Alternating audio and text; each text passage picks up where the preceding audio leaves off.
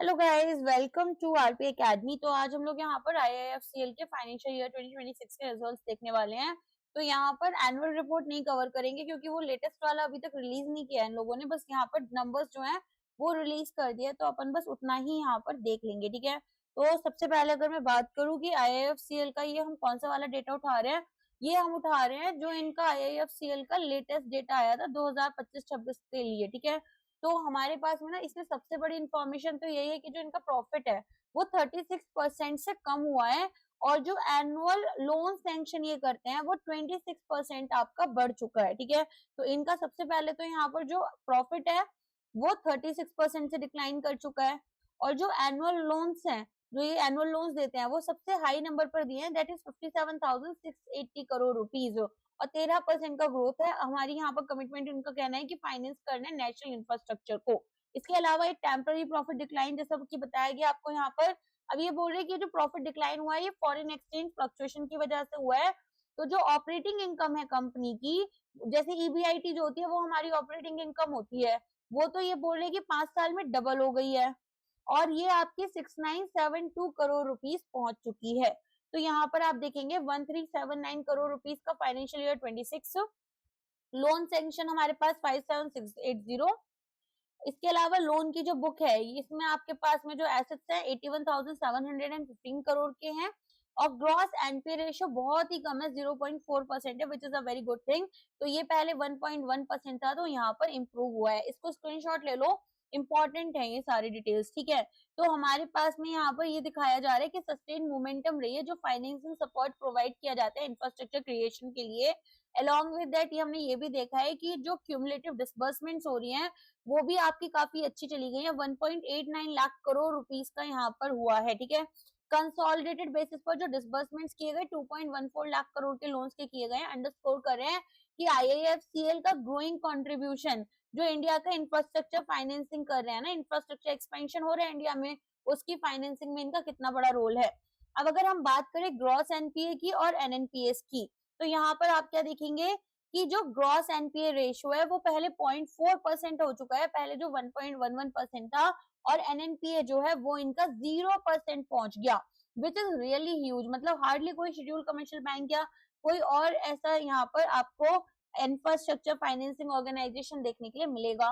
Portfolio quality तो 96% जो है एसेट वो ए रेटेड है, ए या फिर ए प्लस प्लस या यहाँ पर ट्रिपल ए, जो भी आप लेकर चलोगे उस कैटेगरी में, ठीक है। कैपिटल की अगर हम बात करें तो जो करार इन्होंने मेंटेन कर रखा है, क्या करार क्या होता है, टीयर 1 प्लस टीयर 2 कैपिटल। तो यहाँ पर आप देखेंगे कि करार भी इनका 20.53% है एज ऑफ मार्च 31 2026, ठीक है। तो हमारे पास में यहाँ पर 9% शेड्यूल कमर्शियल बैंक के लिए बोला जाता है, और अगर एक एनबीएफसी है तो 15% बोला जाता है। इनका इन सब में काफी हाई है।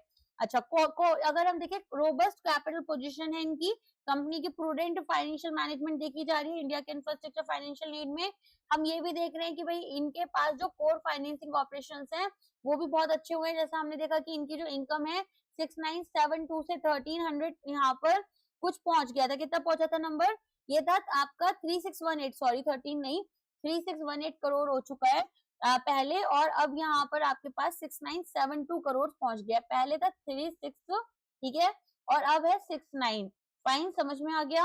तो अब यहाँ पर आप देखेंगे कि 3618 करोड़ पहले था और 6972 जो है वो इनका अब पहुंच चुका है। तो ऑपरेटिंग इनकम ऑलमोस्ट डबल हो चुकी है। इसके अलावा और क्या इंपॉर्टेंट इंफॉर्मेशन है कि हमारे पास जो ऑपरेटिंग प्रॉफिट है वो भी बढ़ा है, ऑपरेटिंग इनकम बढ़ी है, ऑपरेटिंग प्रॉफिट बढ़ा है, जिसमें कि 1168 करोड़ से अब आपका 2197 सीआर हो चुका है। पहले कितना था, 1168 करोड़ था, अब यहाँ पर ये आपका 2197 करोड़ हो चुका है, ठीक है। तो एक बार सारा डेटा दोबारा से बोल देती हूँ, एक बार सुनते जाना। सबसे पहले 36% डिक्लाइन हुआ है, 1379 करोड़ का नेट प्रॉफिट है, नेट प्रॉफिट 1379 करोड़ का। अगर बात करें नेट प्रॉफिट हमारे पास में आपका, ठीक है, जो प्रीवियस ईयर फिस्कल था उसमें कितना था, तो पहले ये 2165 था, उससे गिरा है, ठीक है। 1379 जो पहुंचा है वो यहाँ पर 2165 करोड़ से पहुंचा है। इसके अलावा यहाँ पर जो एनुअल सैंक्शन किया है लोन्स का इन्होंने 57,680 करोड़ किया है, जो कि हाईएस्ट रहा अब तक में, और 13% का इंक्रीमेंट देखा गया। एनुअल डिसबर्समेंट जो हुए हैं वो 16% आपके, जिसमें कि 32,972 करोड़ रुपीस है।